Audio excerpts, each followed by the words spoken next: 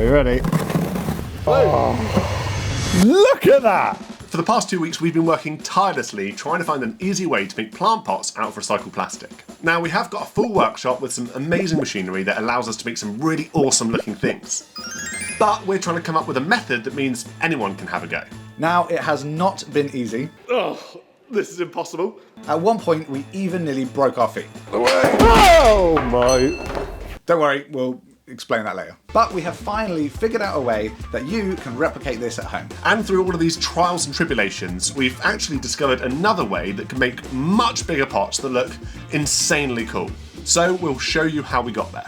And while we're figuring this out, we're also thinking why this actually matters. Making plant pots out of recycled plastic isn't just about reducing waste, it's about using that waste to create something that also in a small way helps support a more sustainable way of living. This is why we've partnered with McCain for this video. They're on a mission to lead the way in sustainable agriculture by using regenerative farming practices and research on their farms of the future. Their goal is to show why regenerative farming really matters and how the choices we make, right down to the food on our plates, help build a more resilient food system. And as part of that, they've asked us to make something that they can display at their Farms of the Future inspired event in New York in 2 weeks. So on top of everything else, we've now got to make something that's worthy of being put on show. No pressure, right? But before we get there, let's show you the method that we've come up with that uses just a few simple tools, and it is super quick. To do this, you're going to need a few things, namely something to heat your plastic with, like a panini press, a small oven, or even a heat gun, a mould, a bit of scrap wood, some glue, a saw, silicone oil, a knife to trim it all up at the end, and then some plastic. That better be worth a shot. So to start off, you're going to need to get your mould ready. Now, we've tried out a bunch of different everyday items to use, but the best thing that we have found are these Boston cocktail shakers. Now, of course, there will be some other things that you can use instead, but we really like these because they've got a polished finish and they haven't got a lip around the bottom, both of which make demoulding much easier. One of the tins is smaller than the other, so that small one is going to be the outside of your mould. Now, we're going to need to raise up the base of that smaller pot because if you pressed it like this, you're going to have a super chunky base to your pot. So cut a few round discs from that scrap wood, roughly the same size as the bottom of your tin, throw them in with just a dab of glue to fix them in place. Don't worry about getting these discs absolutely perfect to fit in because any plastic that does go down the sides, we're just going to trim off at the end, so you're all good. Now you're ready to start melting your plastic so that it's all nice and gooey. We're using HDPE, which is the plastic with the number 2 in the little triangle, as it's super easy to work with. If you're using the panini press method like we are here, then these little black sheets are called Teflon baking sheets. We'll pop a link in the description to all the tools we're using, so if you need to grab some, you can. While your plastic is melting, you can go ahead and apply some silicone oil to both sides of your mold. This treadmill oil has been an absolute lifesaver, and we've tried loads and loads of different things. Now, thank you to our patrons for giving us this tip, because we posted on there telling them that we were struggling and it absolutely came through. So thank you very much. This is the best stuff you can get. Then once all your plastic is melted and combined into one big ball, you can pop it on the bottom of that bigger tin and make sure it's spread out fairly evenly. Then place your smaller tin on the top and apply some pressure. Now, we found that you don't really need clamps to do this, just press it down with your hands, just make sure you're using gloves because those tins will get hot. Now, here's the key bit, you need to demold this while it's still warm. Plastic shrinks as it cools, so if it cools down completely, it's going to cling onto that tin for dear life and be an absolute pain to get off. Trust me, we've learned the hard way. So after about 10 seconds, you can start twisting those tins to release the plastic and then take the small tin off, and then prise it off the other half of the mould. At this point, if you've got a lot of excess, you can just cut that away, and we found if you put it back on the panini press, it helps to level that top out and flatten everything back down.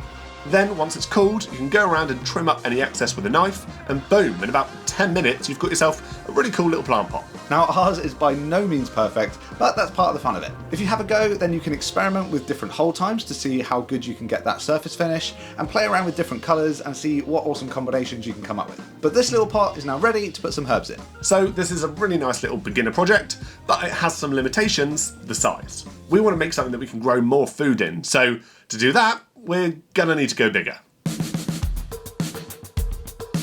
A couple of years ago, we made a video showing you how to make a bowl out of recycled plastic. Essentially, we packed out some dog bowls, put some plastic in between them, and squeezed them in our bottle jack press. It's a bit of a quick summary, but saves you having to watch the video. And at the end of that video, we had an idea. If we were ever to make these in batches, then what we'd do is probably reinforce both sides of the mould, which could be done with something like concrete to make it a lot more stable and repeatable. Basically, the force needed to press a much larger volume of plastic is going to be far greater.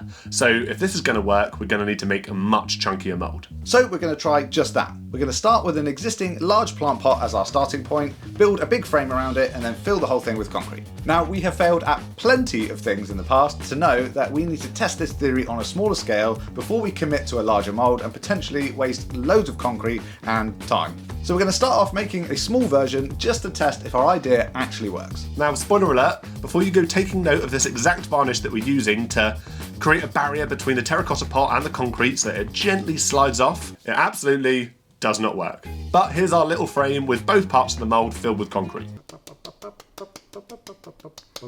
Once the concrete was set, as promised, that terracotta pot did not release like we hoped it would, but we do need to remove it so that there's a plant pot shaped space for the plastic to fill. And unfortunately, that only means one thing. Sorry, pot. Gentle. Less gentle.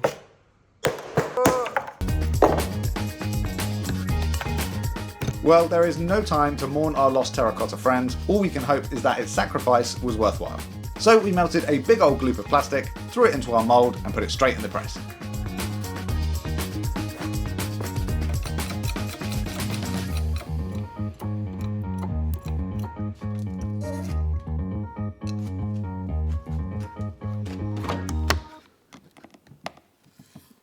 Oh, okay. We do have a crack. We have a crack. But don't worry, we also have an ugly pot. That's a Mother's Day present sorted. Not even strong old me can get this out. One time. Oh! So it has some issues, but I think that's probably our technique. We stretched it maybe a little bit too much. Yeah, probably. Your technique. That's on you, that one. Apart from that, it's perfect. Slightly more pot-shaped. It's quite rough. I think the problem is that this is really cold, and then as soon as this plastic hits that mould, it just cools down and shrinks away. Like, the concrete worked okay, we just need to maybe line it with something. Yeah. So it's not making a thumbnail, but we've learned something. I think we have an idea there, yeah? Give it a go. So that wasn't a failure, we're just taking it as our first attempt in learning. It's a nicer way of looking at it. And to be fair, the concrete did do its job, it just gave the plastic a rubbish surface finish. So we are going to go with the same approach for our bigger mould, but instead of destroying yet another terracotta pot, we're going to combine this concrete version with our DIY version and use a metal bucket as a lining to hopefully give us a much nicer finish on the plastic.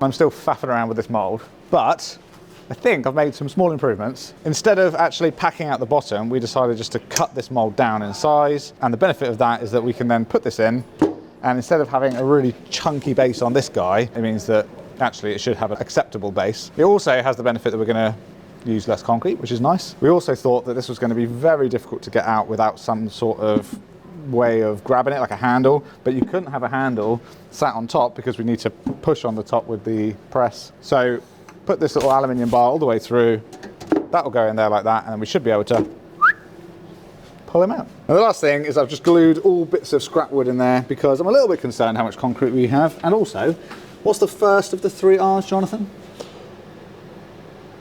Come on. Reduce. Reduce, there you go. So in the spirit of all things sustainable, reduce the amount of concrete, not because we're cheap, because we're saving the planet.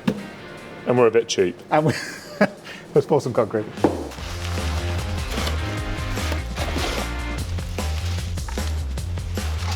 Don't get it in the bucket. Literally first bit went straight in the bucket.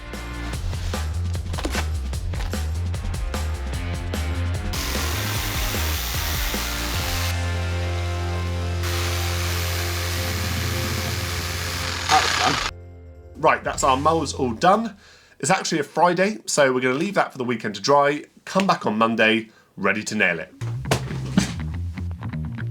Right, so it's been a few days and we've rigged up this stand to hold our heater because it's absolutely freezing in here, and if the metal and the concrete are super cold, then the plastic's just going to cool before it's actually able to fill the mould. Now, this plastic could absolutely be melted on a panini press and kept warm in the oven, but we're on a bit of a tight schedule because we need to get this whole thing finished this week. So we are going to use our wonderful plastic pronero extruder to speed the whole process up. And we're wanting to use a plastic source that is food safe, so all of the white comes from shredded down water filters, and the purple is from protein shaker lids. Both of these plastic sources are manufacturing defects that were otherwise heading to landfill, but instead they were sent to us. So now they can live on, hopefully as a big old glorious purple plant pot. And just look at how satisfying extruding plastic is. Now for your sake, we've cut this down to just a few minutes, but in reality it took hours to get this plastic ready. We had about 4 kilos of plastic, which melted great in our extruder, but it was just so hard to keep that much plastic warm enough. We actually switched out to polypropylene for this, which is plastic with the number 5 inside the triangle, as it shrinks a little bit less than HDPE, and therefore we thought it would have a lower chance of getting stuck on the mould and giving us nothing to show for all of this effort. But polypropylene has a higher melting point than HDPE, so it was just so hard to get our oven hot enough to get to the core of this big plastic mass and keep it melted. And when we did finally get it hot enough, polypropylene is just so much messier and it sticks to everything, so for future us watching this video back in 2 years' time, while polypropylene is great for injection moulding, for this kind of thing, stick to HDPE. Nervous. So nervous. Is your hand? Yes. Is it? Yeah. Come on, baby.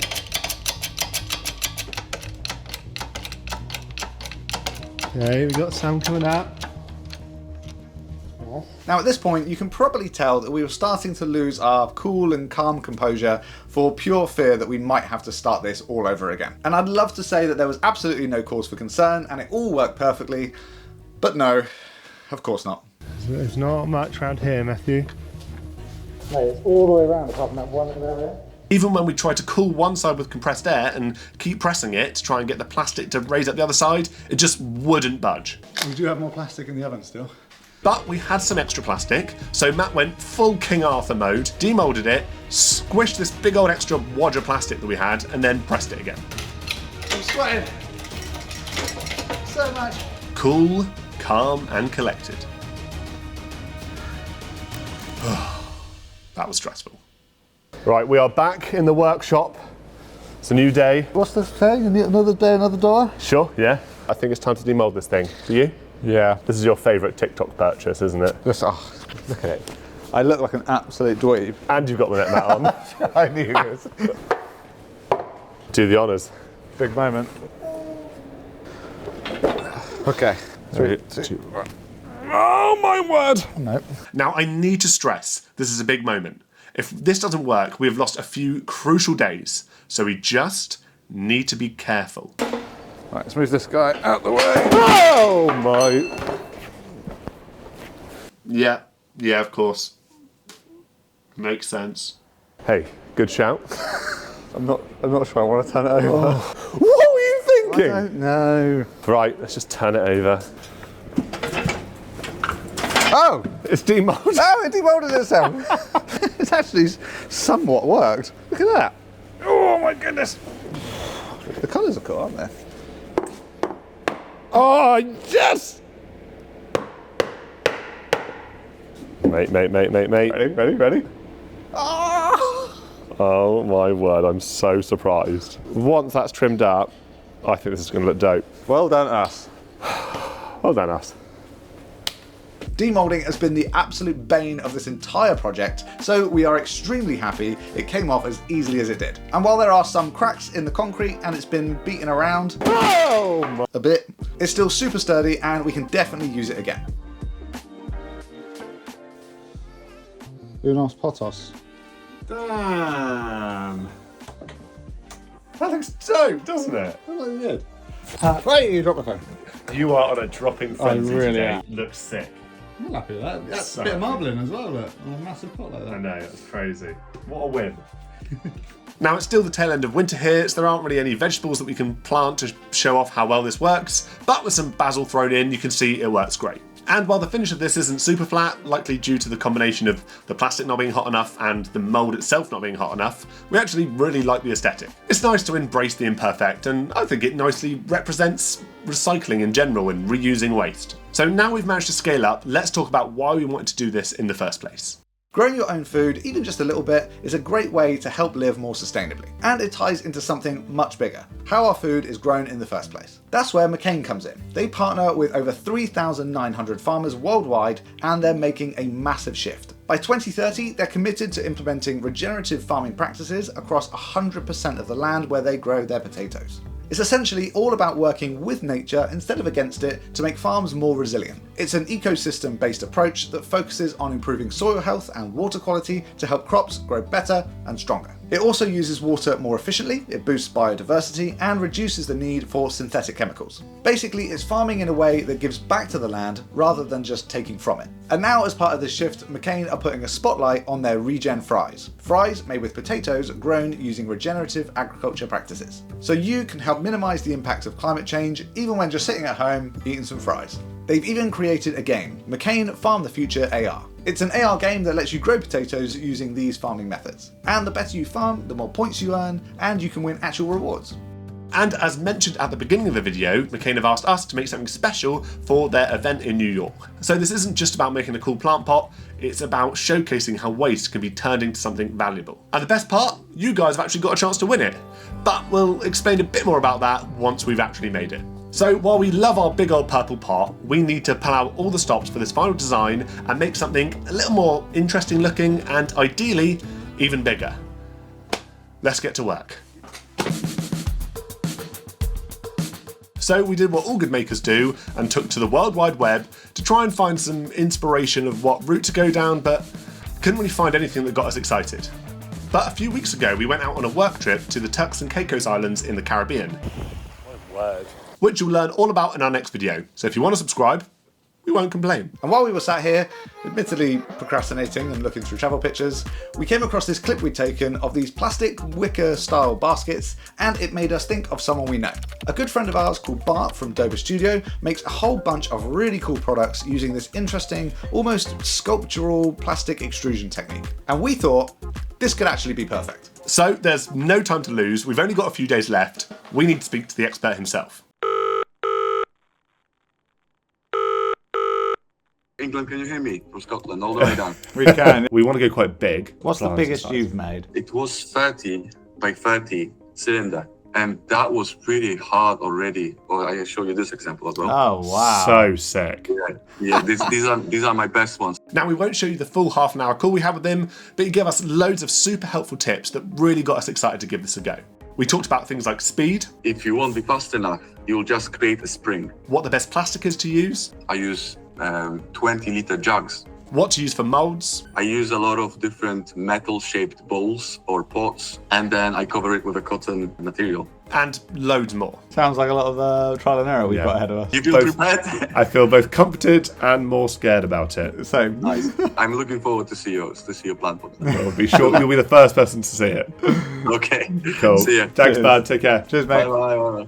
So with the reassuring words of the master himself ringing in our ears, it's time to get going. Bart sells his awesome work online, so we'll link his shop below, be sure to check it out. Now, we don't want to completely copy Bart's style, so we're not going to go with his lattice effect, partly because it looks ridiculously hard, but also because we want to make something that you can plant directly in, so it needs to have completely solid sides. Now, we wanted to start small, as this was our very first attempt, and at this point we were thinking, we're actually pretty good at this. We were listening to all of Bart's tips and tricks, and check this out. But it turns out we probably needed to speed things up a little bit because do you remember what happens when you don't go fast enough? You'll just create a spring. One recycled plastic spring. It happened. It really does. Although we did want to go for a different style to Bart's, we at least wanted to give his signature style a go. And it turns out, yeah, we're going to leave that to Bart.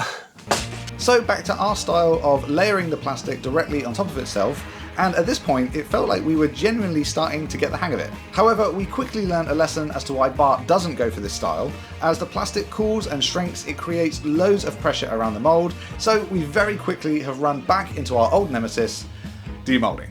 Classic. But that can be future us's problem, we just need to keep the momentum going and go bigger. We also wanted to test out adding a colour gradient.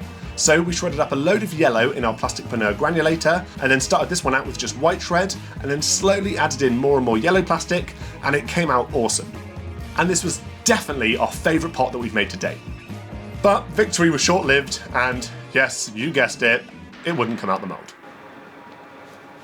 You know what we should do? Just drop it on the floor. It's literally the only one we haven't had a problem with. And my word, we really tried to get it out. After many, many attempts of trying to get it out, keeping the mould intact, we ended up having to destroy it. I just wish that someone had told us that layering the plastic on itself like this would make getting the mould out absolutely impossible. For example, if you just do layer next to layer, Yeah. it's like you'll need to break the metal. You will not be able to do anything. Wow. It wasn't moving at all. Oh yeah.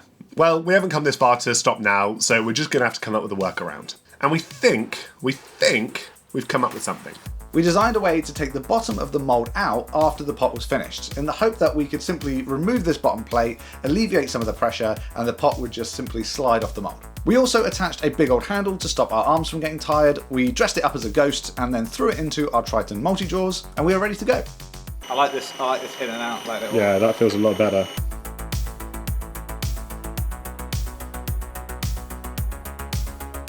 And while it was still a little bit tricky to get out of the mould, it absolutely worked.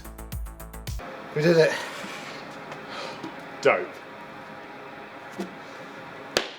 This one came out even better, and we had fully planned on leaving this video here, just packing it up, shipping off to America, walking off into the sunset and high-fiving each other. But as we finished up the recording for this, you can just tell that we weren't fully satisfied. There was a part in both of us that just knew we could still go bigger. So we went back to the shop, we found this big metal bin, we spent hours turning it into this very complicated mould that meant we could fully disassemble it once it was done, and now we're ready for one final try, twice as big as the last one. And this is it. If this doesn't work, we're going to send that other one off to McCain and just say farewell to this absolute whirlwind of a fortnight.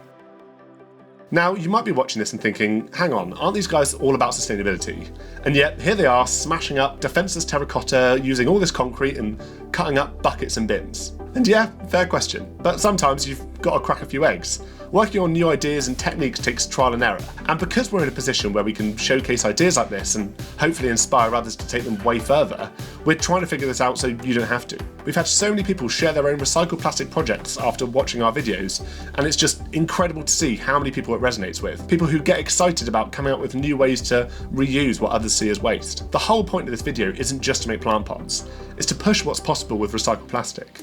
To show that with a bit of creativity, waste isn't waste at all. If even one person takes this idea and runs with it, that's a massive win. We've only spent 2 days practicing this technique. Imagine if someone else takes this method and refines it and starts making incredible large-scale pieces just like Bart does. Imagine how much plastic can be saved from landfill just by rethinking how we use it. Even just at the DIY level, if people start making their own small pots from plastic at home, that's more people seeing plastic differently. Not just as something to throw away, but as something with value. Oh my, no way. Matt, have we done something that works? Yes, we bloody did. Look. No Oh, that was sick. fighting. That came off so easy. Are you ready? Oh, look at that. Absolutely perfect in the middle as well. Look at the colour of that bottom. So sick. Amazing. Let's go to sleep. I think we're done. And with that, our final, biggest and best plant pot was finished. We even stayed true to our promise and we called Bart right away to show him the final thing we'd made. Stupidly, we forgot to record the audio on this clip, but I think you can tell he really liked it. So all that's left to do now is ship this thing off and hope that it catches someone's eye or even sparks a conversation. And after that, it's up for grabs for you guys. So if you want to be in with a chance of winning it, head on over to our Instagram and check out our giveaway post. We'll pop the details down in the description, but we will pick a winner at random and send it off for them to start growing in. Thank you for watching the video. We hope you give this one a try yourself. And a massive thank you, as always, goes out to the Brotherhood over on Patreon.